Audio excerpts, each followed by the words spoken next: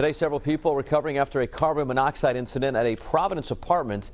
The Pinpoint News Tracker shows you Roger Williams Green. It's right near University Heights and North Main Street.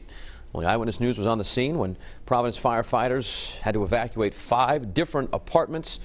They checked out 8 people at the scene. In all, 5 people taken to the hospital, including a 5- or 6-year-old girl with symptoms of carbon monoxide poisoning. The battalion chief credits working carbon monoxide detectors for saving the lives. Yeah, it's very important.